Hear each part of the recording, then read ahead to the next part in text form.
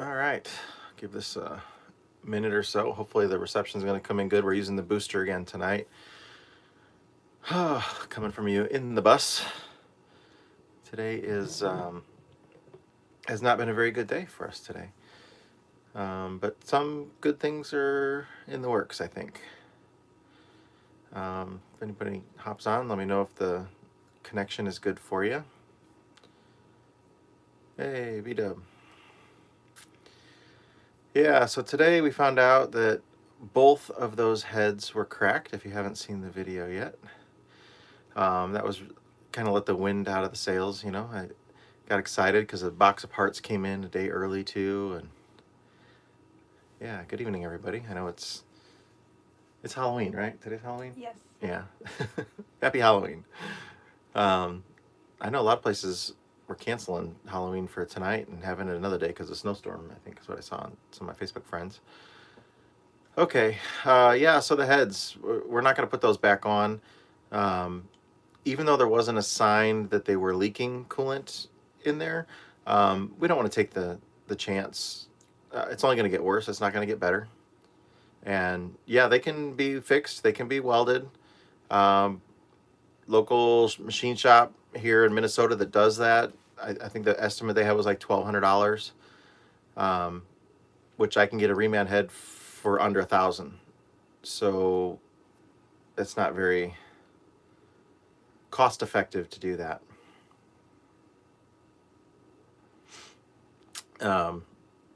Yeah, so we're kind of put some feelers out today, asking if anybody has any spare engines or 671 heads they want to try to donate. And somebody has already reached out to Stan, who has a 671 down in Tennessee. And I didn't get the guy's name yet, but will be sure to thank him, even if it doesn't work out. I'll be sure to thank him by name. But he has a 4103 bus, so same bus that it's in now, that he's been parting out. So the whole bus isn't an option, but he's going to go out there and take the head off of the engine tomorrow morning and inspect it and make sure there's no cracks in it. And then we'll see about getting it shipped up here. And I think one of the options we're looking at is possibly shipping it here via Greyhound bus. So how cool would that be? If they'll handle something that heavy, well, we'll have to find out. But meanwhile, we'll still look for another one, and I think it's a good avenue for people to donate some stuff to them, since they are the 501c3 or whatever that is, the charity nonprofit thing. Since they have that status, you can donate to them, and then it should be a tax deductible donation that you make to them. So if you've got, you know, some old parts for a bus that you don't have anymore, or an old engine sitting out in the truck out back or something, maybe we got an avenue open up where people could donate to Stan here, and then they would have more parts available for us to come back and work on other buses here. So that'd be a real cool thing. I'll take a few questions, Q&A. Kelly will help me here. So if anybody has any questions, you working on any over there, Kel? So far, someone wants to know if it's snowing here. Not that I know of. I don't think so, but I think there is some. In the morning, it's supposed to. Yeah. Yeah, I think it's supposed to. Hey, there's Tyler. Thanks for the warning. Yeah, well, I saw you were busy tonight. I tried calling you like 3 times, Tyler, and you just ignoring my calls.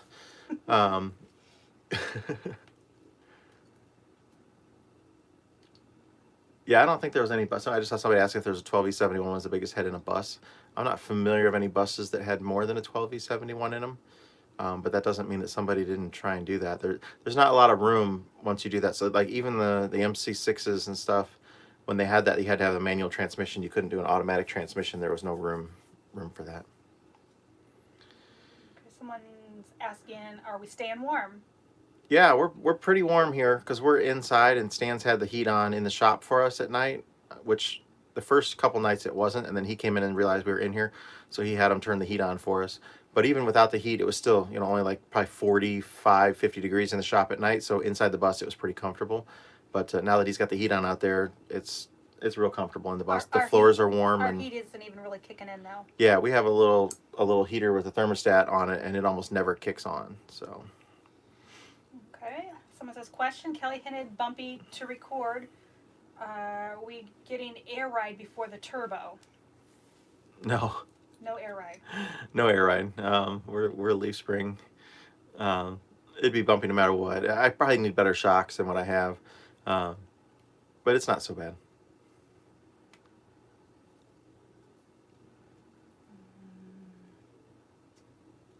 Hello from Portland. Oh, and I called. I don't know if I mentioned this on the video, but I called Joe today and talked to Joe about those heads and his opinion. Because I know that, I mean, those the cracks in the 2-valve head are very, very common. That's why they redesigned it. It went with the 4-valve. It's a much, much better design. But I called Joe and talked to him, got his opinion, what he thought if we put that back on there, and he said he would not put that back on there. It's not worth it to put all that money into this engine and then put a bad head back on top of it. Maybe the one that's outside that's not really going to go anywhere. But Stan, I think, wants to sell that bus, and he doesn't feel right putting a head that he knows has a crack on it in something he's going to sell. So he's a pretty honest guy like that. So I think he would rather find one and get it on there, and then maybe that can help fund another project here for them. So we'll see what he wants to do. Okay, someone's wanting to know if you could just buy a new head. Yeah, we can buy a new head. Absolutely, we can. Some of them, like we went on eBay today, and a lot of them were like $2,500 for the head. Usually I can find them for around $1,000. There was one on there that was a 2-valve head that had the external fuel rails on it that I saw for like $980 or something like that. But we don't have a set of external fuel rails to put on it, so we would need to track that down as well. And everything would just add up from that. So. Okay, you'd already answered this in the beginning. And if somebody would donate one, that would just be the best scenario for everybody involved. So, sorry, go ahead, Cal. That's okay. Someone's asking if you can weld the heads. You already answered that, but they probably weren't on when you said that. Yeah, they can be welded, but it's more money than what we can probably find a head for. How many buses do the bus boys have? I think there's like 30 vintage buses in their collection. Maybe more. They're not all here at this location. They have another location that's much, much larger than this place. Their whole bus company, I don't know how many buses they have, but I would guess around 200 or something like that. I could be wrong. Could be completely wrong. I'm totally making that number up. But their other location is much larger than this location here. You said your engine is left-handed rotation. Does that require a special transmission, or would your transmission also work on a right-handed rotation engine? No, that transmission requires a left-handed rotation engine in my bus, and most of these GMs that have that V drive, they require left-hand rotation. The T excuse me, the T drive stuff. My bad. The T drive stuff though is a right-hand engine, so just because it's a GM doesn't mean it's necessarily left-hand. But if it's a V drive GM, it's left-hand. Have you thought about a mini wood stove? No, and I don't think Stan would like us burning that in the shop either. I wouldn't want a stove in here. Yeah, the wood burning stove, that's more I don't know, more boondocky, or maybe kind of a little more rustic than we would want. So we have a propane furnace that works great. Stan offered me one of the Webasto heaters that he's got here, and Phil was talking about maybe installing that for me while I was here. Not sure that that's an avenue that I want to go, but I think a Webasto heater would be nice because that's a diesel-fired heater that you can use to run radiant heat throughout the bus, also preheat the engine, and it uses one fuel source, which would be diesel. So I would like to have one in the future. I just don't know that I want to do it while I'm here on this trip. Are Volvos okay? Or what? Volvos. I have no idea. That's like a truck engine? Is that what they're asking? Or the I truck? read exactly Yeah, what it said, so I'm not sure. Yeah. Has Lance made any progress on the automatic transmission? He has. He has. He has the motor mounts are in. He's got the oil cooler mounted. He's working on a few other things, and we'll be back down there in a couple weeks. You'll see Lance again. I don't know if, oh, there's Lance now. I don't know how much Lance appreciated the "Hey Lance" moment today, but I thought it was pretty funny. There's a bug flying around in here. They're attacking the vegan. Someone's asking if Lance has his own channel. I think, well, he just posted, so obviously he does. I don't know how many videos he has on it, but the lone drive, what was his name? I just saw it go by. Is it the lone bus? Oh my God, how many people are posting? A lot. Maybe Lance can just jump in and reply. Yeah, say your thing again, Lance. How many buses are you attempting to fix on this job? Oh, Lance Dammeyer. There he is. Lance and then Dammeyer. I'm sorry, Kelly. What was the question? How many buses are you attempting to fix on this job? Well, we were working on 3 engines, and so two buses and 1 engine is the plan.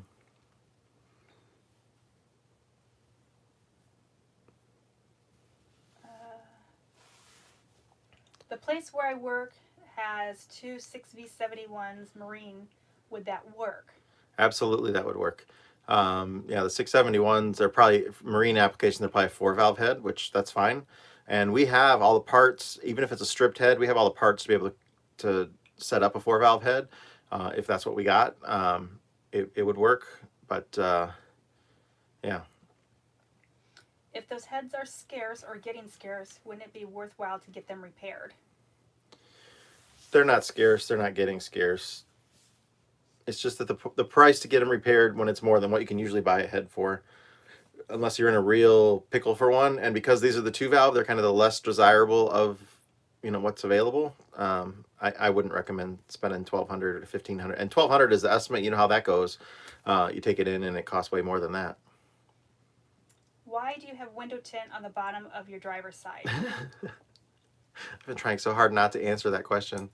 That came with the bus. It was actually on both windows. It was on the top and the bottom. And I peeled it off of the top of the windows, and it took me hours of scraping this residue off from that stuff. And after I did that, I'm like, I'm not doing the bottom. Forget it. It can stay. I can't see down there anyway. So that's why it's there. And on the left window, not the right, because the right window was broken. We replaced the glass on it. And the day that we put new glass on it, it got a rock chip in it. That was very frustrating. You know how that got, literally the first trip that we took with the brand new windshield, a rock chipped the glass on it. Yeah, Which they're not expensive. They're only like, I think I paid $78 per windshield because mine's totally flat glass. Yeah, Kelly wasn't, and the guy in front of us, it was totally his fault too, because he went off the road, kept going off the shoulder, and he went off in the shoulder and kicked up a rock, and that was it. Yeah, we were only a few miles down the road. Yep. Can you install a 4-valve head on it? Yes. Yeah, and if one came available, we would take it. Although this bus, we're not going to see the performance gains on this 4-valve head with the smaller block and stuff like that, or not as much. And I think as from the purist standpoint, it would be better to keep a 2-valve on here. And I see Sage just said maybe we could grab that one in Belpre, but he told us he sold that engine. Remember, to the tow truck driver guy, Sage. He said he sold that to him for like $200 or something like that. Don't you think it's a better ride with air suspension than leaf spring? Yeah, it is. Okay, it's just this bus came with leaf springs, so I gotta take a drink. So I have airbags on the one corner already as helper springs. It doesn't really feel any different. It's more shocks. There's no rear shocks on this bus. That's how they came. Hey, Lance just got a subscriber. Good job, Lance.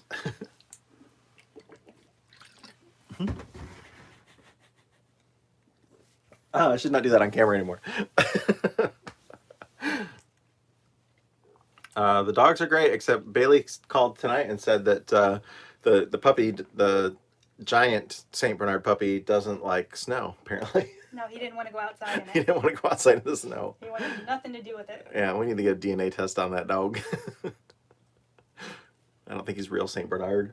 Okay.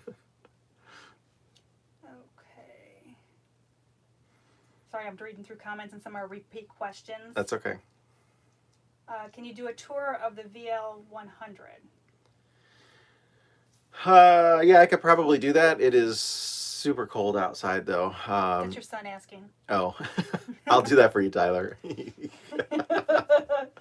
Mom will make him do it. Yeah, I'll do that. Man, the weather this coming week. It's gonna be in the 20s. Yeah, like the high of the 20s every day. I mean, that's not even on. Oh my gosh, I mean, that's not gonna be fun. I saw somebody just ask, "How long have you guys been married?" I saw that go through there. Oh, I haven't gotten to that. You can answer that. 26 years we've been married. Right? Yep. I passed. Smart ass. Not you. The person who asked the question. I figured I'm putting you on the spot. Are you going to put Jake's on yours when you do the turbo? No, I'm not going to put jakes on when I do the turbo. I'm going to put jakes on as soon as I get the jakes. Also, do you need an aftercooler then? I'm not putting an after. No.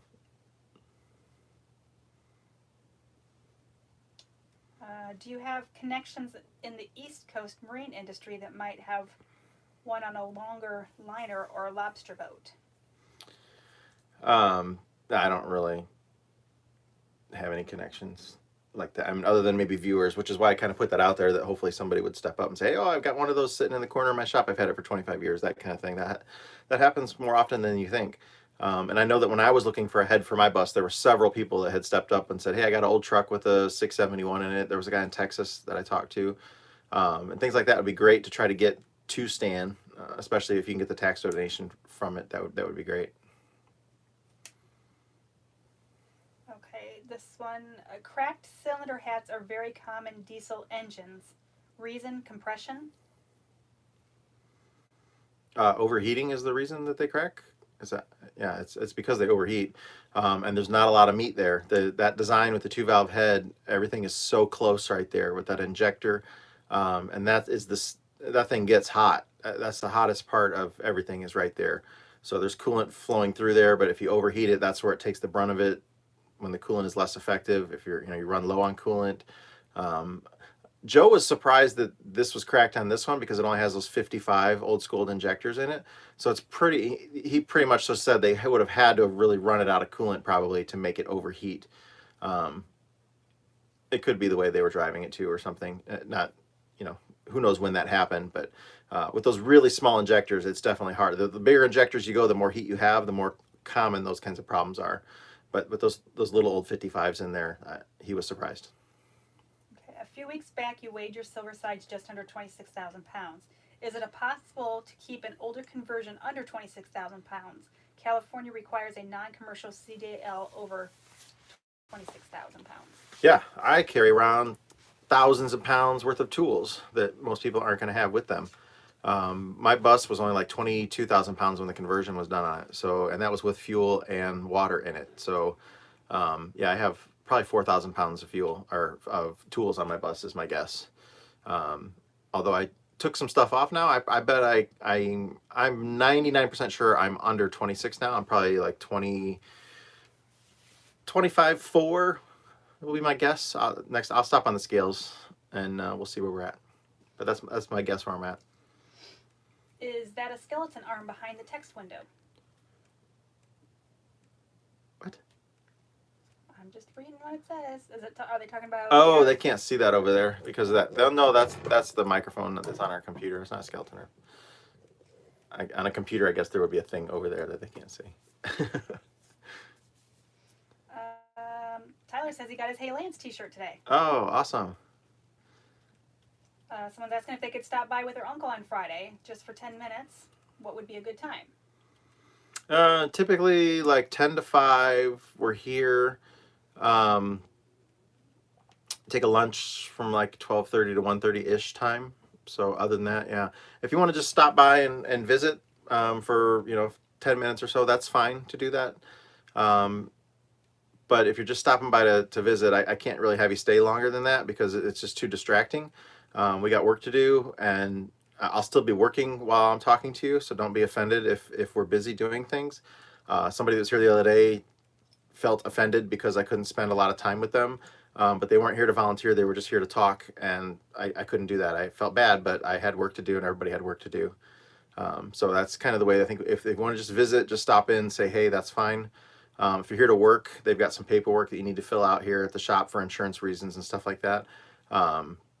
But the volunteers are welcome here for sure. Would you say that the newer 2000 and up Detroits are as good as the older ones? Well, I don't know anything about them. So if they're not two strokes, I would say no. Because once the EPA got involved in the design of the engines, everything that made the two-stroke good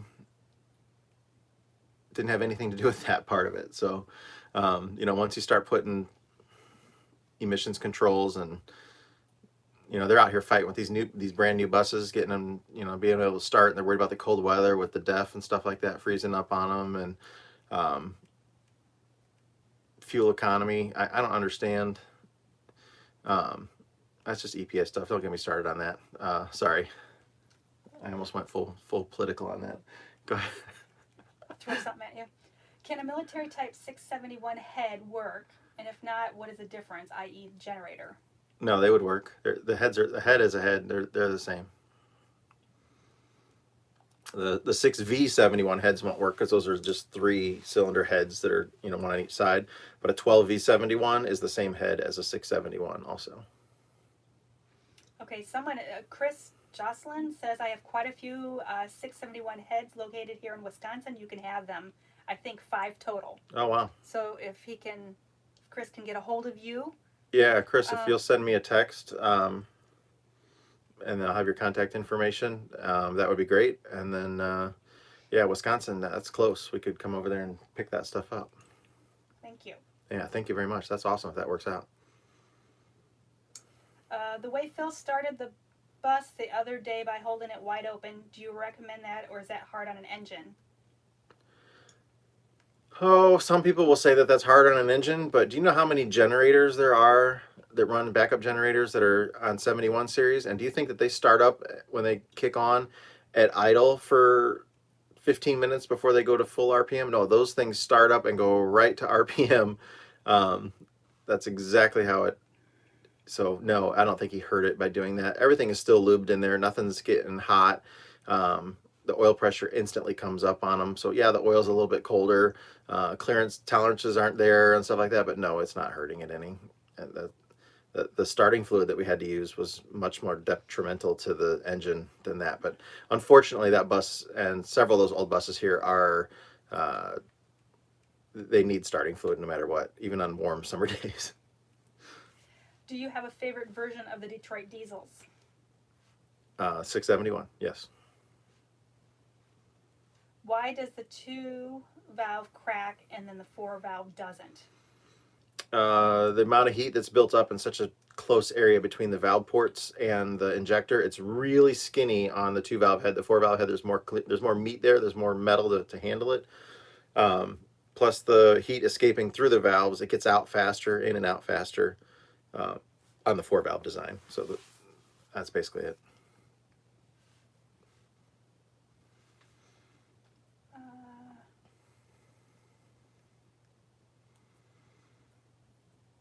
I just saw somebody ask if I had experience with a 50s Cummins, supercharged Cummins. Okay. No, I don't. Only 2-stroke Detroit diesels. That's all I have. Somebody else said that you're a little hard to hear, Kelly. Sorry.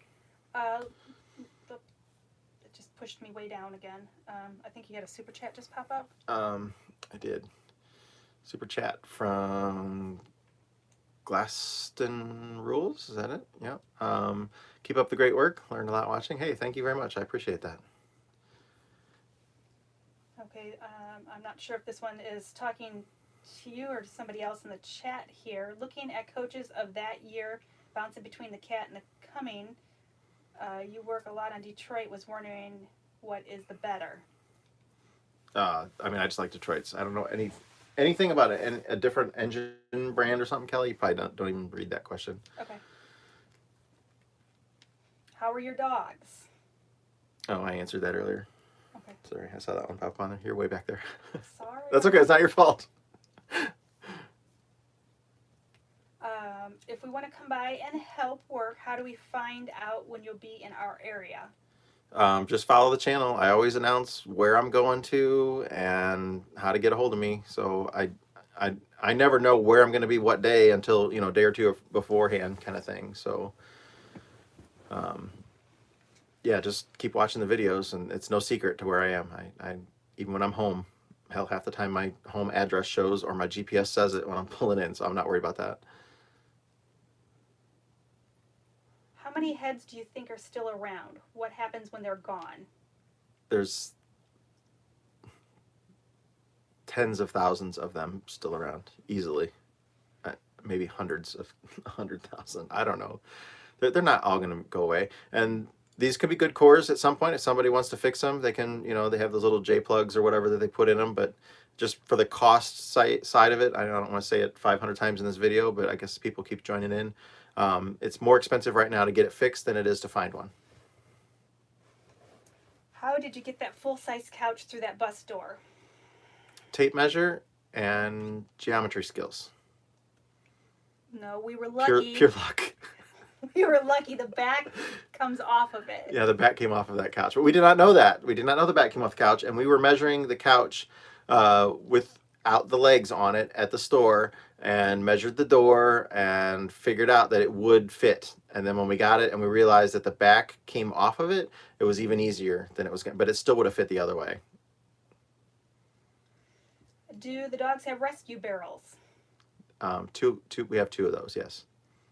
Yeah, And unfortunately. they have working taps on them and everything. You haven't watched all our videos then. Shame on you, person. Because we had our dog bring us out the first day one of the engine rebuild. Leroy brought us out a shot that me and Tyler did. But then when we opened it up, he didn't like the smell of the alcohol and he went taking off with the booze pouring out of the barrel.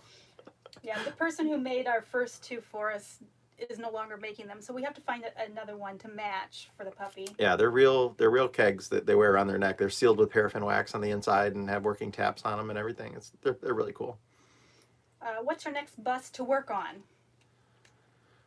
After here, we're going back to Sage. Back to Sage, yeah. So pre-war Silver Sides. Well, no, I got Taylor coming here with his pre-war Silver Sides too, and then Sage. I'm not sure how much we're doing on Taylor this time because we're going to do a full rebuild on his engine next year when I come back up here. But we're going to do a few things on it. We'll be able to pull it, hopefully be able to pull it in the shop here, so I won't have to do it outside. That's what we're hoping for. Have you ever had to repair or replace any steering parts on a bus? Yeah, all the time. What bus were we just working on? We replaced the steering linkage. Oh, that was Lance's bus. Had a lot of slop in the steering, so there's a yoke, a slip yoke up front, a splined slip yoke. That's really hard to say. We replaced that, and that took a lot of the steering play out of that. But usually you put a pair of vice grips on different parts of the steering linkages back and have somebody move the wheel. And if you're holding it still, you can find out if the play is either before or after that joint, and then just work your way back and figure out what all those. Oh, we replaced U-joint on the steering linkage as well. Sometimes there's a worm gear adjustment that you can do, especially the manual steering ones. They have couple worm gear adjustments that you can do. And Tyler says, so we're doing Jake's in the cold? Maybe I'll take him with me when I go to the warm weather, Tyler. Kind of miss having the indoor bus storage that I used to have, but to only be there 7 weeks out of the year, it wasn't worth it. Are you coming anywhere near Chicago anytime? I'm coming through Illinois, purposely skipping Chicago, because the traffic is terrible. So we come down I-39 and then pick up 74. How long do tires last on a bus? A long time. On RV conversions, or what most people like this are doing with them, they last about 8 years. If you're in really bad areas that are bad on the rubber, though, some areas have a lot more sun, and I don't know what it is, like Phoenix area, like tires seem to dry rot like 6 years, maybe down that way. But you almost never wear out the tread on them. It's always usually the rubber goes bad time-wise. What material are the heads made of? Steel. They're solid steel. And I saw somebody just said, "What's the backstory on the Hey Lance?" Yeah, if you're a regular viewer, you would know that. Even if you've only been a viewer for a month, you would know that, because when we did Lance's bus, the V730 upgrade or whatever, one of the videos, Lance is like just telling a little story at the end of the video about how if you hear Scott say, "Hey Lance," that he knows something really bad is about to be said. It's actually really funny. Lance is a great storyteller, so I love getting Lance talking about something. So we're not making fun of Lance by the Hey Lance, just the way that he said it and he sold it. It was really funny that night to hear him talking and joking around about me saying his name, and then he said during that thing, he's like, "Yeah, and if your name's not Lance, then you're really in trouble." So then the very next client we went to, we had a Hey Lance with him when we saw that motor mount that was cracked, and then of course today the Hey Lance. So that's why the Hey Lance t-shirts, and Lance is a good buddy of ours, so it's all in fun. What happens when you run it like that if you were to put it back in like that? It would probably crack more, and next thing you know, you got water in there. So are you going to bend a rod, or are you just going to have, rust get everywhere? Your water in the oil, you're going to get, you're going to wear the bearings and everything. I mean, we're putting all that new stuff, so we just don't want to risk that. If you know it's bad, that's like getting a heart transplant from somebody that has terminal heart cancer or something. I mean, that's probably a really bad analogy, but that's you don't want. That's not one that you want, I guess. I don't know. Do people use these engines for high HP and high boost performance tuning? Oh yeah, you can. I mean, these aren't set up that way at all. Um, but yeah, that's Jay says that was bad. But yeah, I thought that was a good analogy of what it was. That's something that you don't want to do. It would probably work for a little bit, but it's not going to last. That's what I was trying to say. What causes oil in the exhaust pipes? Well, leaky valve guide seals can do that. I mean, wet stacking, unburnt fuel can look like oil in there. If they're just doing a lot of blow by, I mean, there's a lot of reasons. A bad turbo, bad blower, all that kind of stuff.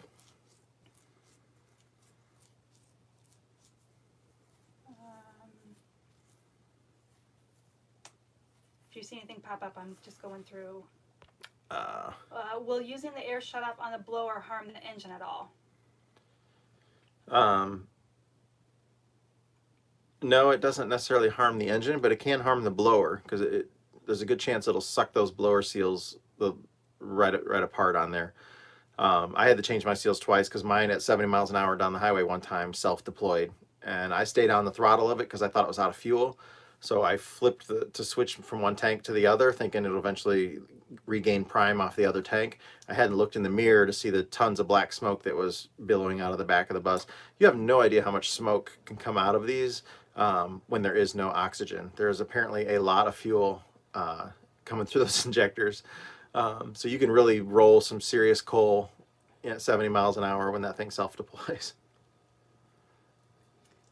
I live in the Ann Arbor, Michigan area. Would love to come and help. When will you be back in my area? Sometime next year. We make a trip to Michigan every year. It's usually summertime. And we're usually there about a month. Yeah, about a month. And we go all over the whole state. So. Please explain why the 671 is your favorite. It's just more robust. There's compared to if you put a 6V71 and a 671 right next to each other, the crankshaft is twice as long on an inline 671. The bearing space that you have for the main bearings are twice as big. You have main bearings, you have twice as many of them. The rod bearings are twice as big. They're just built better. The V's are more compact, and when you make something more compact, you kind of sacrifice something for that.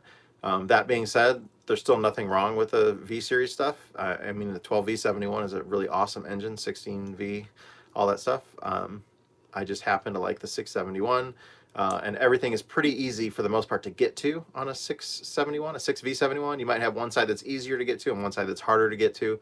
I just like them better.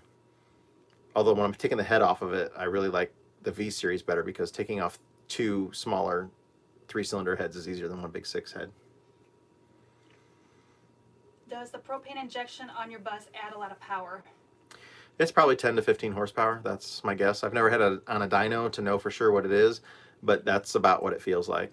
And for something, 10 to 15 horsepower can make a difference in certain situations. So it's nice to have it.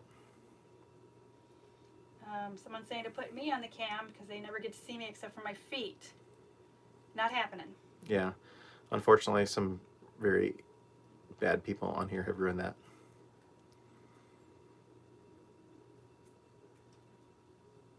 How did you transition from a photography to diesel mechanic? There's a video called How Did I Become the Best Grease Monkey? It explains all that stuff. Are you going to go help Danger Marine fit his engine? I don't think it's going to fit in our schedule from when he needs it done, but I think that we will make maybe a trip down there next year. That might be nice. Yeah, I wish we could take off and go right now, but Yeah, our schedule won't allow it. yeah, my daughter's birthday's coming up, and then we got Christmas, and then I got some other stuff on the schedule. Sorry, I kicked the camera. This is not going to happen before he wants to have that engine in there. Have you ever worked on a 6110 or a 451? No, I haven't. I think maybe a 453. Is that what he's talking about? I don't know. Yeah, I worked on the smaller ones like that, but the 610, that's like a locomotive engine. Is that what you're? Yeah, no, I haven't worked on any of that kind of stuff. Would a 6B92 make for a good fire truck engine to replace a 332 Lincoln Y block? 1962 F800.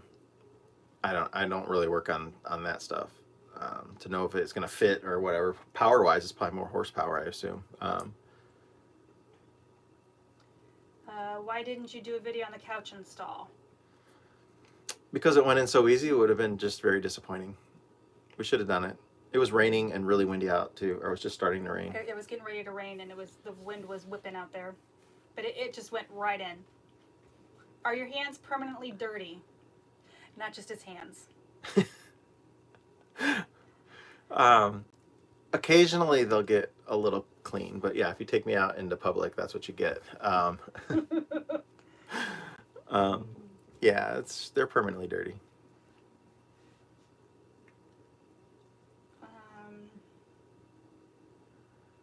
Can you get the 4016 Kingpin out without a press? Is that 4106 maybe? Is that what? Maybe.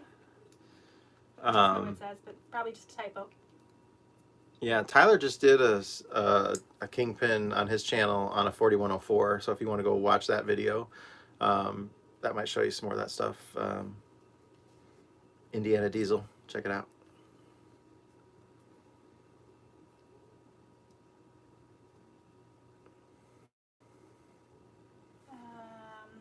If you see something pop up, go ahead, because I'm reading just comments right now. When are you going to look at that third engine? And we're on engine. We've already looked at engine number 3. What would have been the fourth one then? The one that's been outside for a year, or maybe 2 years, without a head on it, that was already seized before we even got to it. That doesn't have a blower on it or a head. That's not getting touched. Phil didn't remember that it didn't have a head on it and that it didn't have a blower on it when we first looked at it. So that's why we switched to that other 4103 that was outside that we pulled the head off of, that had a broken liner in it. So that's technically, so we've got 2 4103s and then that one engine on the stand that we got running that's on that cradle, sitting on that cradle. We got that one running too. They don't have a bus right now to necessarily put that one into. Today Phil was saying we'll tear that one apart and take the head off of that for these, but because that's such a good running engine, I really don't want to have to do that, because that engine's going to find a home somewhere else. It's such a good engine, it's not worth it. When doing an in-frame overhaul, do you drop the crank to get at the upper bearings? If so, no, you just roll them out. They just roll over. How is the quality on Wonder Lodge versus road conversion? I don't know what that person's asking. I mean, Wonder Lodges are amazing. They're built like tanks. They're very heavy because of that, but I mean they're really cool. Like they have like every bling option available. It's like if you went to a chrome shop and said I want one of everything, that's what Wonder Lodge does, it seems like. But I'm not knocking them. They're cool and they look nice and they got every little feature, bell, whistle on them, but they're heavy. How many miles does a 671 Detroit diesel before an overhaul? Usually more than 500,000. It depends on how the service is done on them and what kind of maintenance is done on them, stuff like that. I don't think it's unheard of for them to go excuse me, 1,000,000 miles. But they're really good motors, especially things that are in generators and run like lower RPM and stuff like that. That's great. Does your wife ever drive the bus? Nope, but I'm going to teach her how. She's going to learn. But maybe not till we get power steering. I saw somebody just ask about the airbox trains just being open to the atmosphere, and yeah, they usually are on the older ones. The newer stuff, they put check valves on them that close at a certain RPM, like 900 RPM or 700 RPM. There's a couple different styles of them. So when you're going down the road, you're not losing that little bit of air pressure. It's not a whole lot that you lose from them. My bus, they're wide open, and my other bus, the 6V71 that I had, they were wide open too. It doesn't hurt anything, and very little oil and stuff will come out of them, especially on a new engine. This engine's got a new blower, and it'll have all new, liners and rings and everything. So there's not going to be blow by coming through on this. But when they start to get worn out, that's why you want to monitor what comes out of those airbox drains. It really tells you the health of your engine by what you can see coming out of there. Putting them into like a air sep or something, that's not really worth it either, because nothing's really going to be coming out of there. A couple drops every probably 100 miles is what I expect to see. How many hours can you normally get out of the fuel tank? How many miles can you get out of the fuel tank? It says hours, but you can tell them how many miles. Yeah, we typically go in our bus about 70 miles an hour. Get out here. This is like a grade school equation here. We try not to go like more than 600 miles. It will go more than that, but I have run out of fuel at one point I ran out with 60 gallons still in the tank. So we were going up a steep hill and banked left going up a mountain grade, and the pickup is all the way over on the right, and had fuel starvation issues going up a steep grade that was banked to the left. So I try not to let it get really low. I can transfer 40 gallons from one tank into the other tank. But we get like 10 miles to the gallon on the highway, 3 miles in the city, and then you could do all the math. It has everything you need to know. Why'd they plug the drain holes in your earlier video? I have no idea why somebody did that. At one point, Detroit, they've always been there, and then at one point Detroit said, oh, you could just plumb them back into the oil pan, and then they quickly realized that that's a very bad thing to do, because it's not just oil going back into the oil pan. There's other chemicals and remain parts of fuel, and it's more acidic what's in there, and when you start adding that to the engine oil, it's not good for bearing life and everything like that. So then they changed their mind and said, no, don't do that anymore. So they've always been there. I don't know what else to say about that. What if you were asked to work on a GM EMD 2-stroke, 567, 645, 710 in a locomotive or generator? Would you consider it? I absolutely would, as long as the people who I was doing that for knew that I have never worked on those before. They are basically the exact same thing, just larger, and I would love to get to tinker on one. So if somebody is working on one and wants to invite us out, that would be really fun. Tyler would want to come too. And then the next question somebody else is asking, if you've ever done any service on an EMD 16V 645. No, I've not worked on any EMDs ever.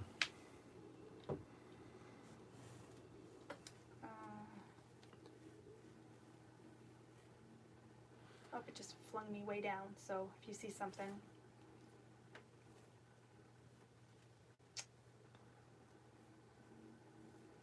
Sorry, I'm trying to get back to where I was. That's all right. Yeah, every once in a while she's following and trying to read questions, and then it like jumps her way ahead. So she tries to get back because she's trying not to skip any. So if she does skip you, she doesn't mean to do it.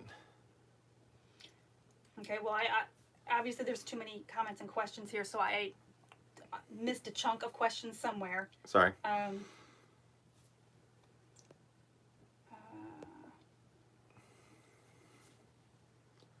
No, the 92 series, they should not have an internal airbox drain that goes to the oil pan. At one point they were plumbed that way, but again, like I said, Detroit said no, don't do that anymore.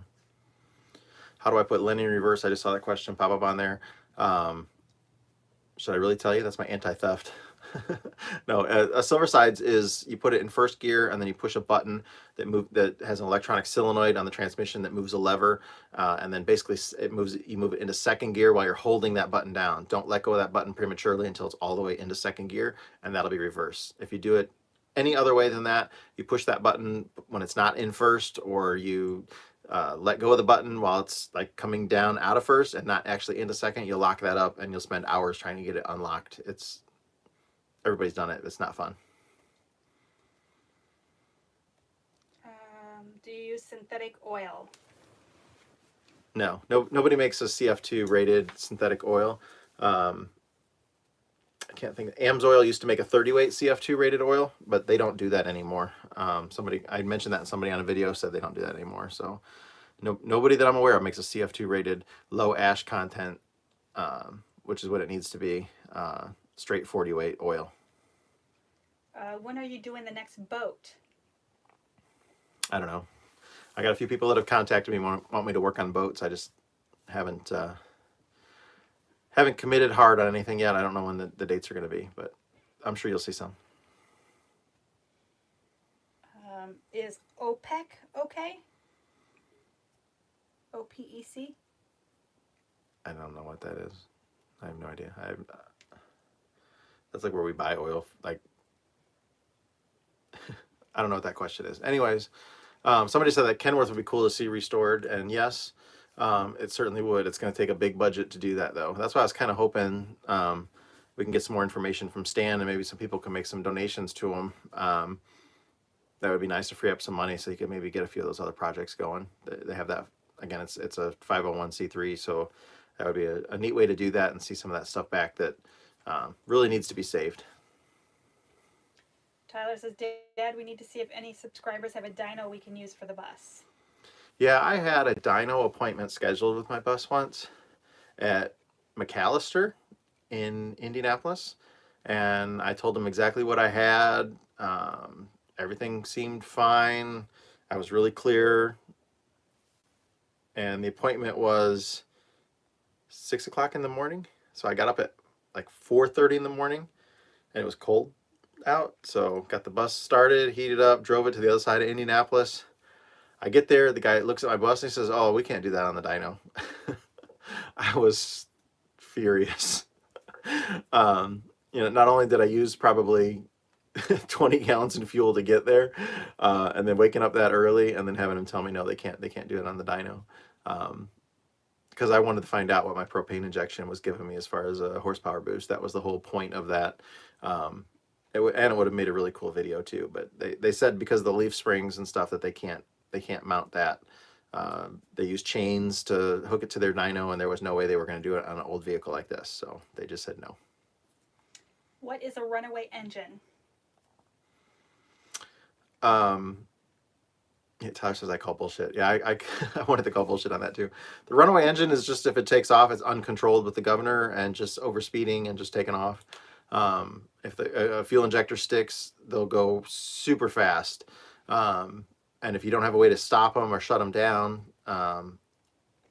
way over what they're supposed to RPM wise, because there's no load on them. There's nothing to hold it back. So if you want to just let it go, it will go.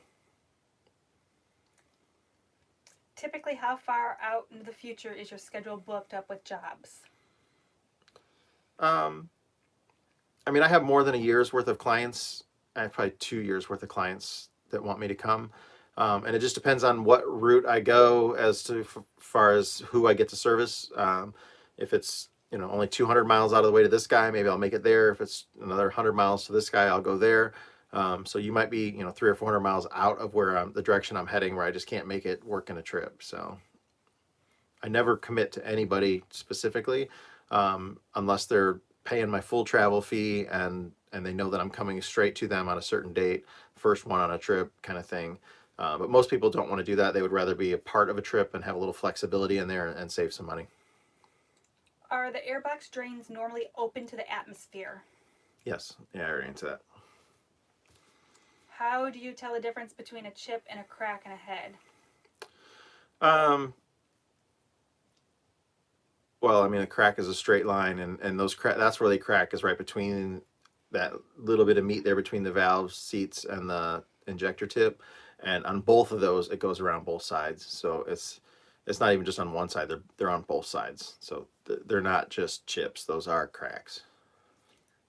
What made you want to teach others?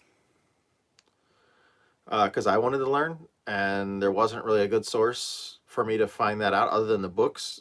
And I like to see something before I take it apart to see what's behind the hidden thing, whatever that is. I always just wanted to know what was there first and what to expect, and that's how I started shooting videos, was just for a record of what was there for other people that had buses. I always wanted to help people. Hey, Bailey. There are girls on there. Yeah, our daughter says, hello, parents.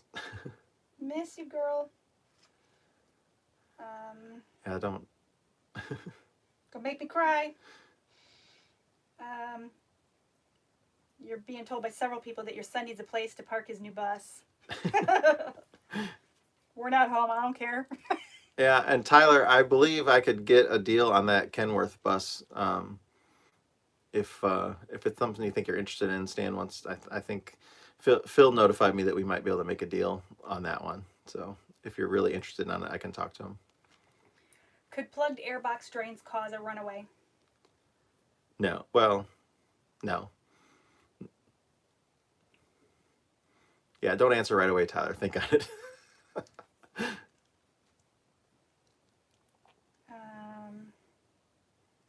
Are there any examples of the twin 471 scenic cruisers left? No, every single one of them was destroyed, or they're not in any of the buses. There was a contract. Greyhound owned them all at the time, and they all went to Marmon Harrington in Indianapolis, and every single one of them was documented as having it taken out. It was such a pain in the butt system that it was a great upgrade for them. Yeah, none of them exist. What are your thoughts on the 149 series? I don't know anything about them. I mean, but bigger is better, I guess. So.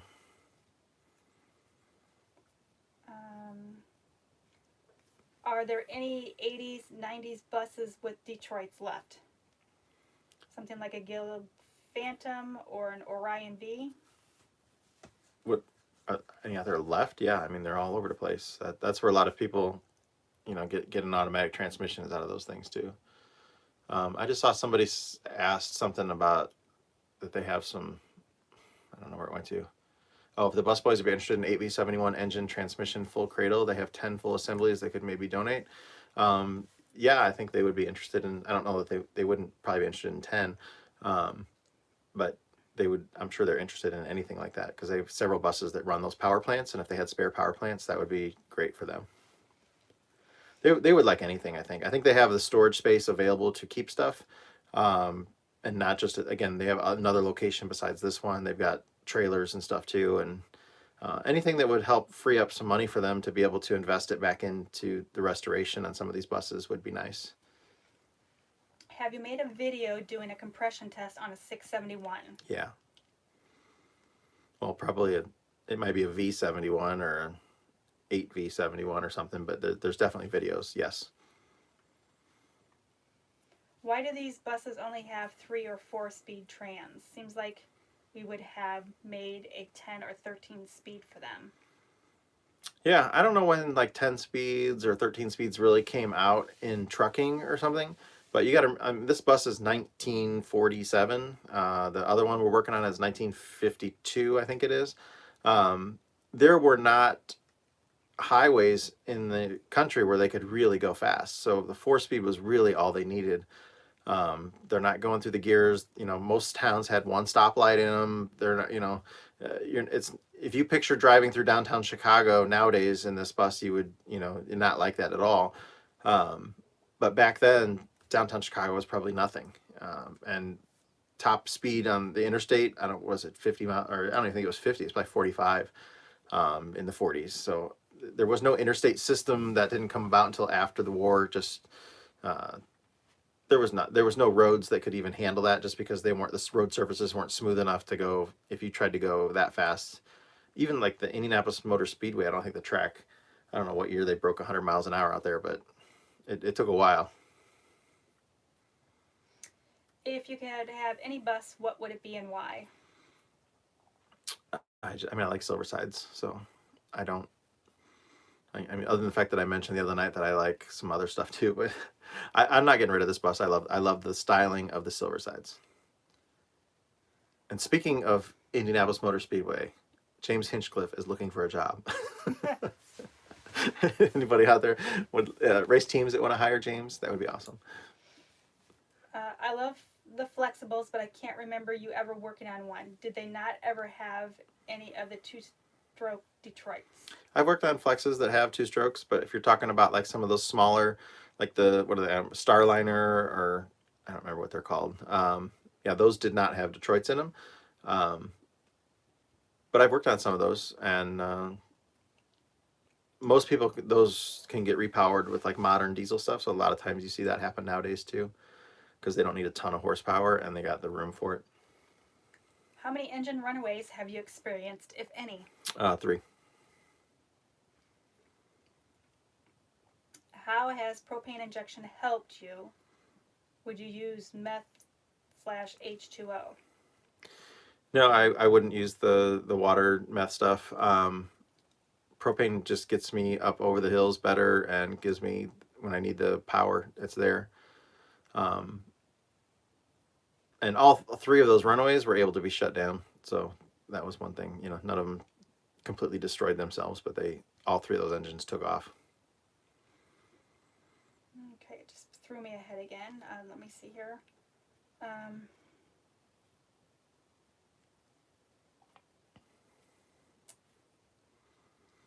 The valve seat is a separate. Somebody just asked if the valve seats were hardened. Yeah, there's a separate valve seat that gets pressed in. It's not just part of the head. don't the 92 series have an internal air box drains into the oil pan? No, I actually answered that one earlier. Oh, sorry. It's okay.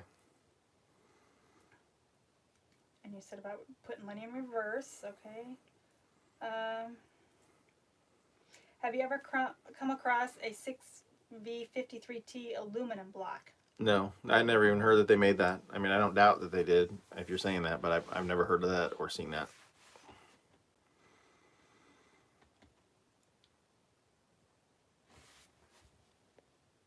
What's your go-to hand cleaner?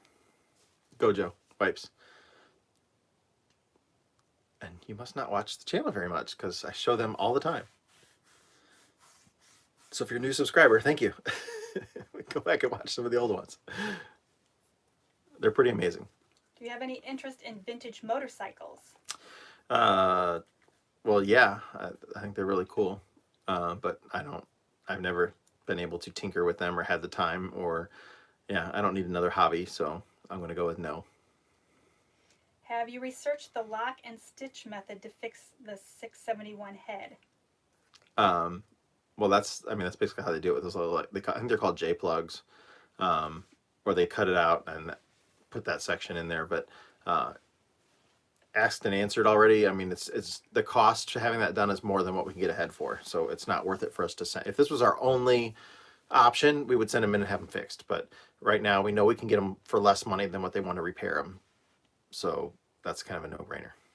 How many quarts of oil does, and then it doesn't say anything else, so I don't know if they're asking about Lenny. Yeah, I don't know. How many quarts of oil? That could be how many quarts of oil go in the engine. It's about, well, it'd be gallons. It'd be 7 or so. And how much oil leaks out of the airbox drains, maybe. Not on a good, healthy engine, not much at all. You might see like a shot glass full every 1,000 miles kind of thing, or less than that usually. But if you're starting to get, like a quart coming out of there every 1,000 miles, then something's going on and you need to look at it.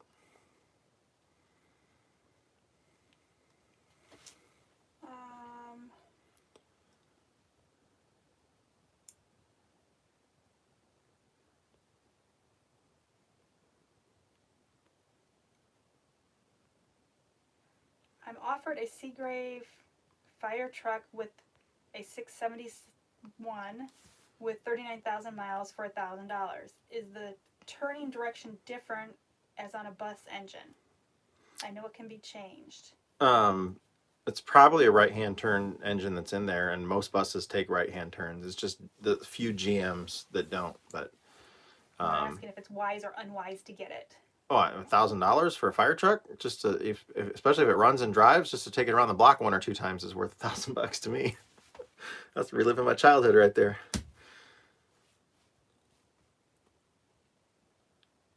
Do you stay home during the winter time or do you travel year round? We travel year round, but we try to travel south in the winter. This is the farthest north we've ever been this time of year, and only because I just needed to get here to help these guys out. Otherwise, I would be getting a suntan right now while working. Are all the valves on a Detroit exhaust valves? Yes. Yeah, there's no intake valves. Those little round holes that go through the cylinder liners all the way around it, that's technically the intake valve.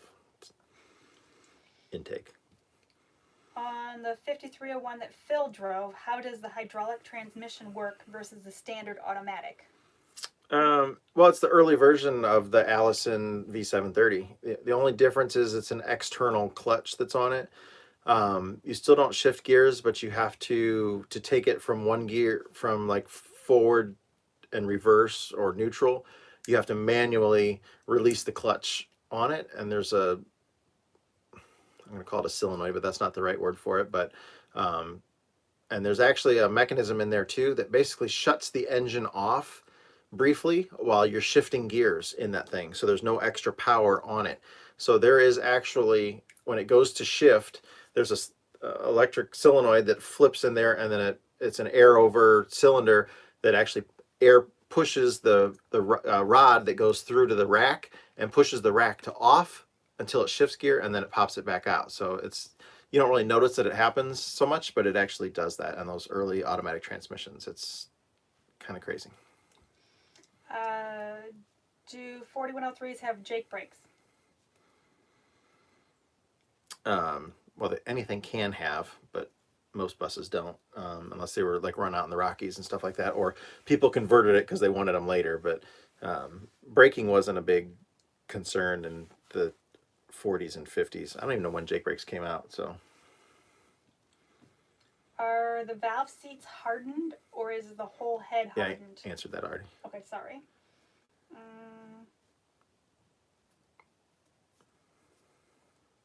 Have you ever used coil as a penetrant? Yeah. Use it all the time. Show it in many of our videos.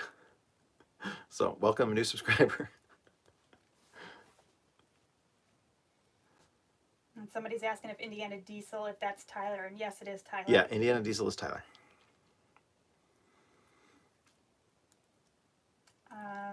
Someone says, what about the pancake engine you mentioned in one of your videos? They're just totally flipped on their side. So instead, like here, the 6-cylinder is vertical like this. Well, it just lays down like a pancake. It's 100% on its side. I mean, it's completely 90 degrees sideways.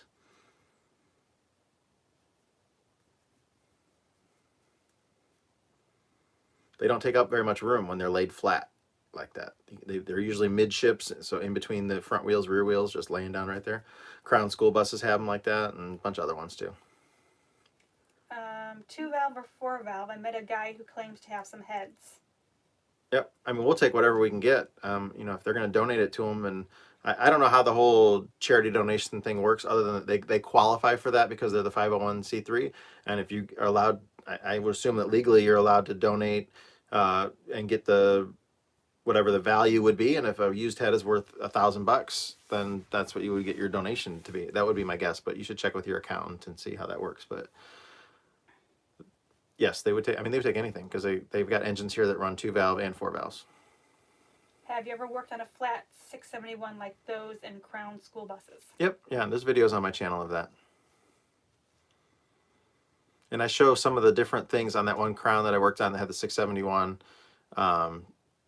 Katrina's, I think it was. You know, the oil pan's different because it has to come down to the side, and then they have a couple of other drain tubes that handle like the oil flow, excess oil from the head back down to the pan, because normally gravity just sends it straight down, but because it's on its side, they add like a separate tube that comes out of that would then come out of the what would be the bottom instead of, it would have been the side on the, if the engine was vertical, it would have been the side, but when you tip it down, they add it so that it drains into the oil pan. Is the guy in Florida with the MC6 V12 interested in having you do any work to it? I'd love to see more of that bus. Yeah, he, in the last live chat that we did, he said he's moving, but he's still going to be in Florida, and he wanted us to come down and work on his bus. So I'm not sure what else we're doing with that. And then there's another MC6 that I worked on with the 12V71 TT in it, Carl's bus, and he wants us to come back and do some work on that too. He's in Oklahoma, so I don't know when I'll get a chance to do that, but I know that he wants us to come by and do that. How many years was your bus in service with Greyhound? Pretty much, so every bus that Greyhound had back then was 10 years for sure. And then it would get sold off and go to a second tier provider and run charters for someone else, which this one went to Statesville, North Carolina after that. Um, but I don't know, but definitely 10 years with Greyhound, but right around there.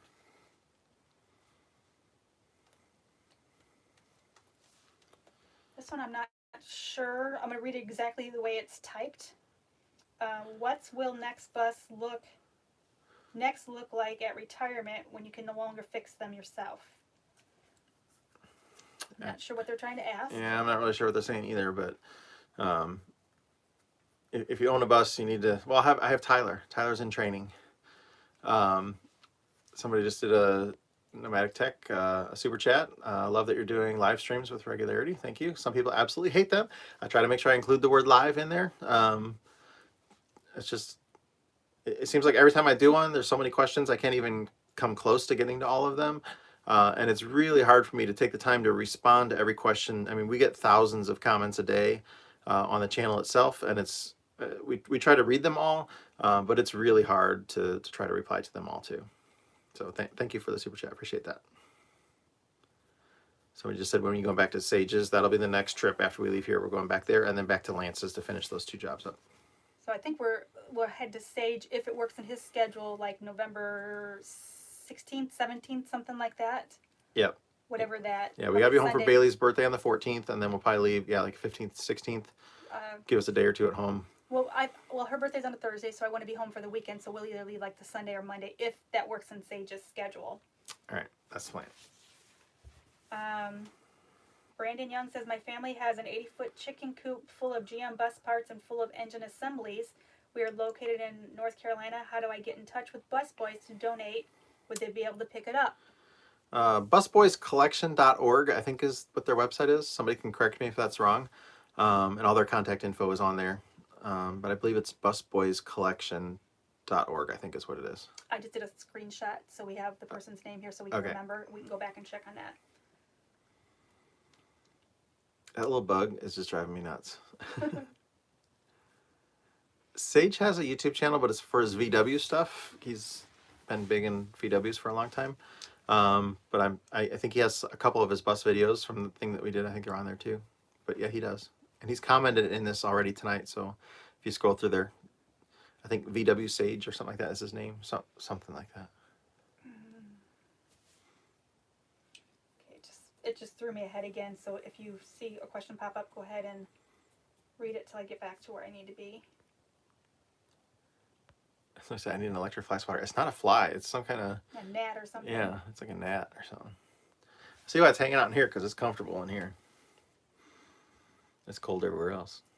Okay. The buddy, when he was working yesterday, he went outside to get me. I needed a brass fitting. He goes, "Oh, I saw a tray of brass fittings outside."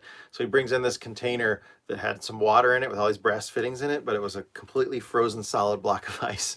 And I'm like, man, I'm glad I don't need to chip out those brass fittings from that. That's the first time I've seen ice this year, like outside. I wasn't prepared for that. And it was the middle of the day, and it was still frozen solid. What do you think is easier to work on, a 4106 or an MC5? It depends on what you're doing. Changing a starter in an MC5 is much easier than changing a starter in a 4106. Changing a clutch in a 4106 is much easier than changing a clutch in a 41 or an MC5. It really depends on what you're doing. Changing an air compressor in a 4106, much easier than changing an air compressor in an MC5. An MC5, you actually have to remove the engine cradle and slide it back like 8 inches in order to change an air compressor. And you got to pull the engine practically out to change the clutch. So yeah, different buses are easier for one thing or another. What's the worst engine problem you had to deal with? I mean, full rebuilds. I've never had like a broken crank or anything like that, but you know, bent rods, broken liners, all that kind of stuff. What anti-gel do you use in your fuel? Whatever the gray bottle stuff is. I don't know, diesel power or I don't know what it is. It's the gray bottle with the, yeah. I don't know what it is. I can't think right now. Someone saying, why no links to Gojo wipes? So you need to put another link there. Yeah, I have links all over. Whenever I use them, I put a link on there. We have an Amazon affiliate thing. So if you click on one of our Amazon links, we can make a few bucks off of that if you buy it. Well, maybe not bucks, a few cents. And then we actually make money off of anything that you buy on Amazon after you clicked our link within like 24 hours or something. So I always put those links out there, and that definitely helps support us too by doing that. Is there any other iconic vehicle or Power engine? service, that's what it is. Sorry, go ahead. Is there any other iconic vehicle or engine apart from Detroit's that you would be excited about working on? Oh, a steam engine. Yeah, that'd be fun. So I guess trains. Planes. My stepdad growing up worked for the railroad, so, and this was back when we used to get to like we on a weekend we'd go with him, and we could ride around in the caboose and that kind of, before OSHA and all that kind of stuff. So we growing up with the railroad and going to the roundhouse and that kind of thing, that was, as being a young kid, that I just have memories of that. Nowadays they would have a coronary if somebody took their kids to the rail yard and let them go out there. Is draining coolant important in getting an engine going that's sat a while? What was the exact question? Is draining coolant important? Yeah, well, I mean, the chemistry on the coolant is important, and you don't want nastiness in there. We always change, if it's been sitting for a long time, we change it. Even more critical in a 92 series than a 71. I just saw another Pneumatic Tech did another super chat. Hey, that's a couple of them. Thank you. Hit and miss would be sweet to work on. Yeah, absolutely. Hit and miss would be. We talked about that the other night. That kind of stuff would just anything old technology. I mean, that's, if it's got a computer on it, I don't want to touch it. And yeah, if it's just something that's purely mechanical and makes power and noise, that's all fun. What happened to the teal bus you rescued? He's still working on it, getting it converted. He didn't take it to Burning Man this year, but maybe next year he'll have it out there. I talked to him on the phone because his wife sent me a message saying he forgot how to put it in reverse. So I had to call him and let him know how to put it. He was trying to turn it around somewhere, and he was stuck, and he had to go backwards, and he didn't remember how to do it. That particular bus is a very rare one that you put it into neutral, and then you push the button, and then you go to fourth gear, and that's reverse on that. And no other GM bus out there is like that. That particular one is a Clark transmission, so he didn't remember how to do that. So end of that story. How many miles can a blower go on a 671? A long time. If you keep, your oil's good and you don't abuse them, and yeah, they usually start leaking the seals on them after a while when they sit, especially, and the seals get bad. But yeah, they last a long, long time. And if you keep your clean air going through them, so that kind of stuff. I just had another super chat pop up from Andy Francis. Headlines in Minnesota, great video title for Halloween. Oh, Headless in Minnesota, great. Yeah, I was when I was typing that, I was trying to think of like Headless Horseman or something, but yeah, Headless in Minnesota. That I was actually. So thanks for picking up on that. With all the coolant changes you keep doing on Lenny, do you worry you're putting too much anti-corrosion reaction? No, I'm not worried about that at all. Do you like 8V71 engines? Yeah, I have nothing against them. I mean, I would, compared to a 12V71, I'd rather have that. That's a guy thing. I think he always, maybe I shouldn't say, I was just going to say, that's going to sound really bad. But yeah, my bad.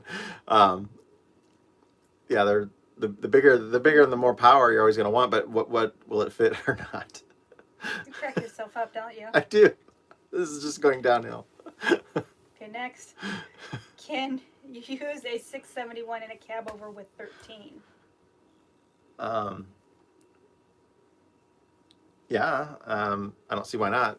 A lot of them had that. I mean,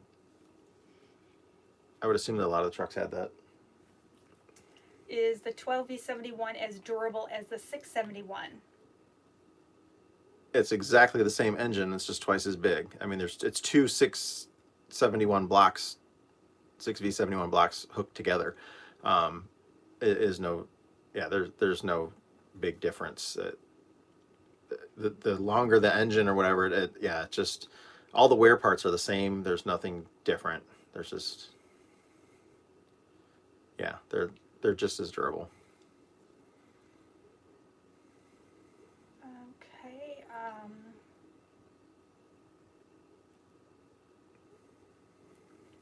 Do the V730 Autotrans have a torque converter lock? Yes. I gotta take another drink. Sorry. Thirsty. Okay. We probably need to end this in like the next 5 minutes or so Okay, too, well, just because it's it getting just crazy. threw me ahead again. So Um,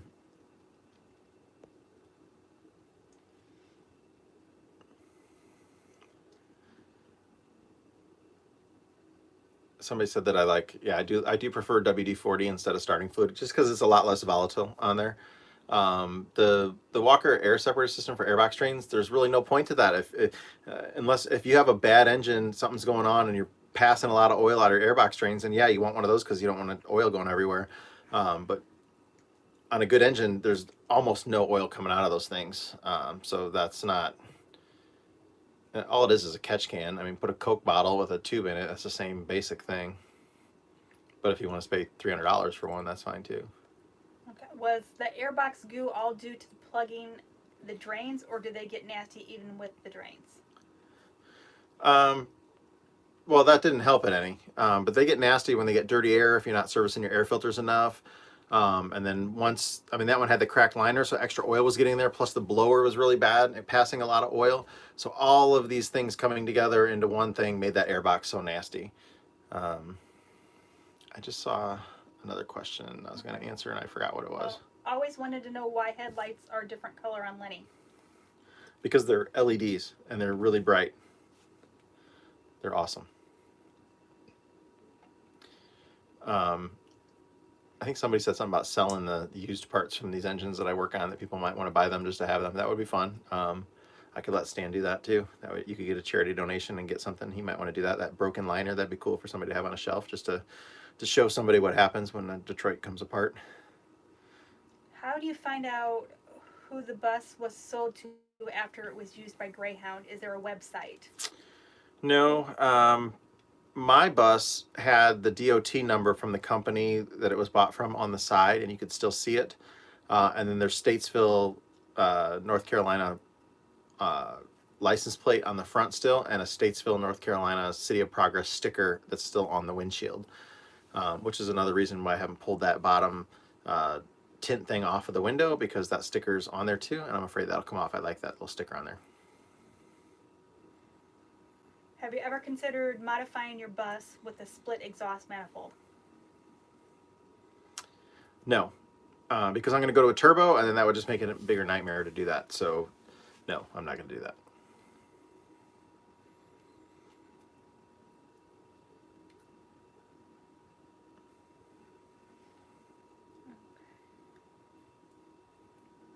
Have you ever worked on a front engine bus?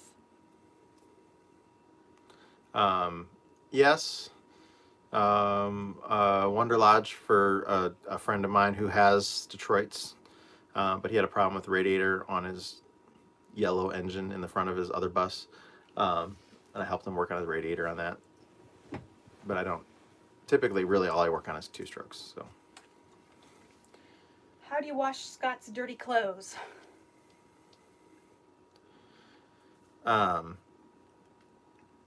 We save them for when we're home. We try not to do them on the road. Try to save when we're home, and then she also throws in like Awesome. Awesome. Totally awesome. Yeah, you buy it at the Dollar Tree. Yep. It's $1 a bottle, and it's like a really good heavy duty degreaser stuff. Should put like a half a bottle of that or a quarter bottle of that in each load, and that really helps remove the grease and stuff too. And I buy a lot of cheap clothes, so I go to like Walmart. They have like T-shirts that are like $3 or stuff like that. I'll buy so when 10 they of get them. nasty, they get thrown out. Yeah. Is there Anything about Lenny aesthetically you wish the original manufacturer could have changed? No, I mean, geez, the guy that designed this bus, Raymond Loewy, is like the world's greatest industrial designer of the 20th century. If you're not familiar with him, look him up. You'll be very surprised at the things that he did design. He designed like the Coke bottle and things like that. So, um, yeah, Raymond Loewy, Lowey, I think is how you spell it. Just be a nice little fun night of Google search if you're not familiar with him, just to see some of the stuff that he did, the trains and the vehicles, and he did some amazing designs. Does a left-hand rotation engine pose greater difficulties finding and matching a new tranny? There's no other options. I mean, GM is the only one that used it, and they have that V drive deal. So um, I don't even know what else you can. I mean, boats use left and right hand, but the props turn opposite ways. So um, it just makes it harder to find parts for something like a starter, a left-hand starter. There's not nearly as many of those out there because there's not as much of a need for them. So that's why if you have a left-hand engine, you want to make sure you carry a spare left-hand starter, because chances are you're not going to find one same day. And can transmissions be easily modified to run in either direction? No. Loewy. Is that how you spell it? Okay. Did I spell it wrong?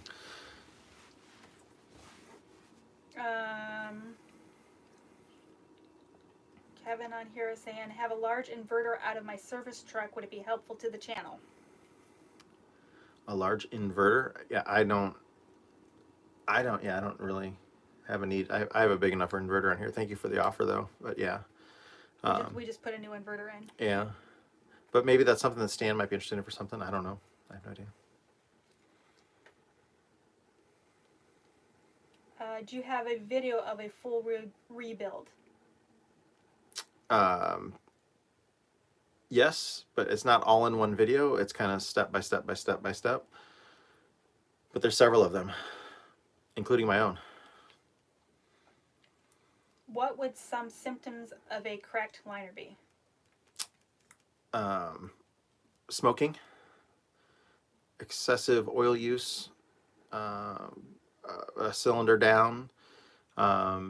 If you had overheated it, got it hot, and it's not running the same as it was before it was hot, those are all pretty good signs. But a lot of smoke is usually a really good sign, because it just tears up the cylinder liner. Everything gets scored up inside there, and you go down a compression, so you've got smoke from the not firing on that cylinder, and or when it does fire, there's a whole lot of oil because the oil control rings get damaged too, and you get a lot of nasty oil coming out of there. What's your thoughts on Easy Start fluid? Try like hell not to use it, because it's not good for them. And when you do use it super sparingly. And I would always try to use something like WD-40 or something first that's a lot less volatile than ether, which the modern ether isn't really 100% ether anyways. But yeah, just take it easy on there. It's not made to, you don't need that big of an explosion. It's just a tiny little boost just to something help it. So really just that's usually just enough if you can just do that in there. The Marmon Harrington bus that Phil has, would you have any idea what Ford engine would it have in it? I don't know those. I mean, it's a flathead, but I don't know which I think it's a Continental actually, but I don't know what it is. I don't pay any attention to that stuff. And it's actually that's Stan's bus. That's all these buses here are Stan's. Phil just works for Stan. How hard is Well, it? Stan and his brother Dan, the bus boys. Sorry. How hard is it to pull an engine from a midship like a Crown Super Coach versus a rear mount engine? I've never had to pull one on a Crown, but it looks like you could do it damn near with a pallet jack. I would assume it would be easier on a Crown.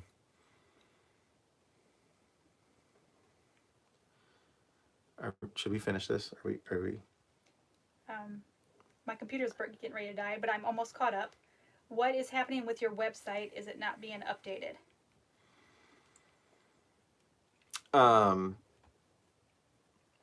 I don't know what you mean by up with my website. So the busgreasemonkey.com. So we have an online forum there, but you can't see it all unless you're a member. But it's easy to get a membership thing. You just there's directions you follow to do that, and every couple of days we send out new invitation codes to people. Keeps the spammers out of there. But I am behind on updates on it, and I'm not a super computer tech guy, and I haven't been able to figure out because we skipped a couple of upgrades on it. It won't take the newest one, so I need somebody who understands that web stuff better to help me out with that. And it's a vanilla is the program it's in. I don't know anything about it, so if somebody is a vanilla expert and could help us with that, that would be great. But yeah, we have an online forum with thousands of members and tons of people sharing information, pictures, documents. It's a pretty cool place. busgreasemonkey.com. What is the longest an engine sat before you revived it? 26 years or something like that.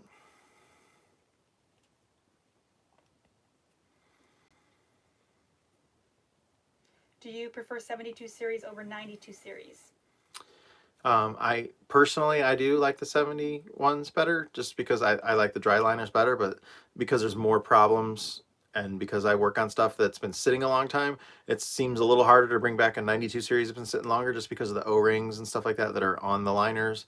But that being said, a 92 series is obviously more cubic inches per cylinder, more power. It is an upgrade version. I just really like the simplicity of the old school stuff. Does the Kenworth bus have a gasoline engine? Yes, Hall Scott.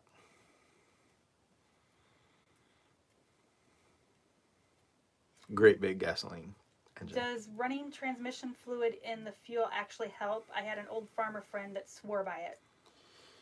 Yeah, and I know a lot of people, like I've come to engines that have been sitting a long time, and if they put transmission fluid in the filters and run it through there so the injectors sit with transmission fluid, there's a lot less injector problems over time with that sitting in there with transmission fluid in them instead of diesel. So if I was going to store one long term, I would do that too. Have you ever used the Walker AirSep systems for the airbox drains? Yeah, I think they're pointless unless there's a problem. Some people are saying thank you for doing this tonight. So yeah, I appreciate that. Thank you for tuning in. We've had close to 800 people the whole time on there, and I feel bad about cutting it off, but I do need to get some sleep tonight. And it seems like we got some people. Maybe they're going to help donate some stuff here to this project. So that's going to make Stan a happy man tomorrow. I had to give him bad news twice today. The first one I was like, okay, and then the second one I was like, yeah, I don't want to talk to Stan right now. I feel bad. I don't want to be the bearer of bad news. And they had a cool thing here today where they had one of their drivers retire today. So today was his last day. So they had cake and stuff over there tonight. And that was kind of fun to get him to hear some stories. He used to drive the white buses. Is it white? The out at in the national parks, whatever. So 50 years ago, or I don't remember how long it's been.